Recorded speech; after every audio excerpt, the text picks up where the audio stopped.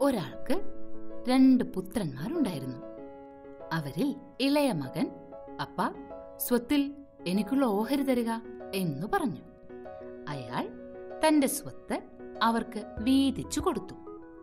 കുറേ ദിവസങ്ങൾക്ക് ശേഷം ഇളയ മകൻ തനിക്കുള്ളതെല്ലാം വിറ്റ് ആ പണവുമായി വീട് വിട്ടുപോയി.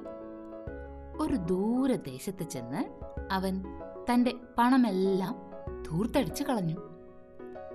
അപ്പോൾ ആ രാജ്യത്ത് ഒരു വലിയ ക്ഷാമമുണ്ടായി.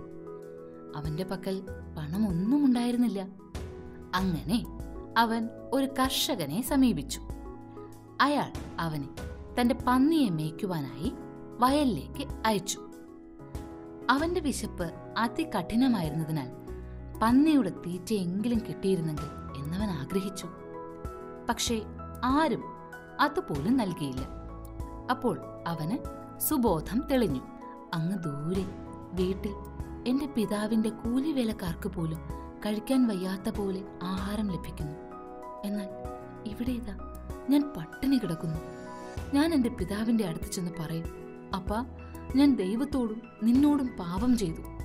നിന്റെ മകനെന്ന് വിളിക്കപ്പെടുവാൻ എനിക്ക് യോഗ്യതയില്ല. അതുകൊണ്ട് എന്നെ നിന്റെ ഒരു ദിവസക്കൂലിക്കാരനായിട്ടെങ്കിലും പരിഗണിക്കണമേ" എന്ന്. അങ്ങനെ അവൻ തന്റെ പിതാവിന്റെ അടുത്തേക്ക് പോയി. അകലെ വെച്ച് തന്നെ പിതാവ് അവനെ കണ്ട് മനസ്സലിഞ്ഞ് ഓടിച്ചെന്ന് കെട്ടിപ്പിടിച്ച് ഉമ്മ വെച്ചു. അപ്പോൾ മകൻ പറഞ്ഞു, "അപ്പാ, ഞാൻ നിന്നോടും ദൈവത്തോടും പാപം ചെയ്തു. നിന്റെ മകനെന്ന് വിളിക്കപ്പെടുവാൻ ഇനി എനിക്ക് യോഗ്യതയില്ല." അപ്പോൾ പിതാവ് ഭൃത്യന്മാരോട് പറഞ്ഞു, "പെട്ടെന്ന് ഏറ്റവും നല്ല കുപ്പായം കൊണ്ടുവന്ന് ഇവനെ ധരിപ്പിക്കുക. കയ്യിൽ മോതിരവും കാലിൽ ചെരുപ്പുമിടുക. എന്നിട്ട് പോയി ഒരു നല്ല വിരുന്നൊരുക്കുക. നമുക്ക് സന്തോഷിക്കാം. എന്റെ മകൻ മരിച്ചുപോയെന്നാണ് ഞാൻ കരുതിയത്. എന്നാൽ ഇതാ അവനെ ജീവനോടെ തിരികെ കിട്ടിയിരിക്കുന്നു. അവൻ നഷ്ടപ്പെട്ടവനായിരുന്നു, ഇപ്പോൾ വീണ്ടും കിട്ടിയിരിക്കുന്നു." അങ്ങനെ അവർ ഉല്ലസിക്കാൻ തുടങ്ങി. അപ്പോൾ മൂത്ത മകൻ വയലിൽ നിന്ന് മടങ്ങി വരികയായിരുന്നു. വീട്ടിൽ നിന്നും സംഗീത നൃത്തധ്വനികൾ കേട്ടപ്പോൾ അവൻ ഒരു ദാസനെ വിളിച്ച് ആരാഞ്ഞു, "എന്താണ് ഇവിടെ സംഭവിച്ചത്? നിന്റെ സഹോദരൻ സുരക്ഷിതനായി മടങ്ങിയെത്തി." ദാസൻ മറുപടി പറഞ്ഞു, "അതുകൊണ്ട് നിന്റെ പിതാവ് ഒരു വലിയ വിരുന്ന് നടത്തുകയാണ്." അപ്പോൾ അവൻ വളരെ കോപിക്കുകയും അകത്ത് കടക്കുവാൻ വിസമ്മതിക്കുകയും ചെയ്തു. പിതാവ് പുറത്തു വന്ന് മകനോട് അകത്തേക്ക് വരുവാൻ കേണപേക്ഷിച്ചു.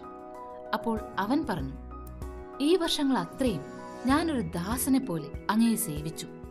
ഒരു കൽപ്പനയും ലംഘിച്ചിട്ടില്ല.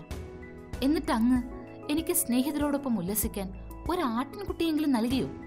എന്നാൽ ഈ മകൻ പണമെല്ലാം തൂർത്തടിച്ച് മടങ്ങി വന്നപ്പോൾ അവനു വേണ്ടി വലിയ വിരുന്നൊരുക്കിയിരിക്കുന്നു." പിതാവ് പറഞ്ഞു, "മകനെ, നീ എപ്പോഴും എന്നോടൊപ്പം ഉണ്ടല്ലോ. എനിക്കുള്ളതെല്ലാം നിന്റേതാണ്.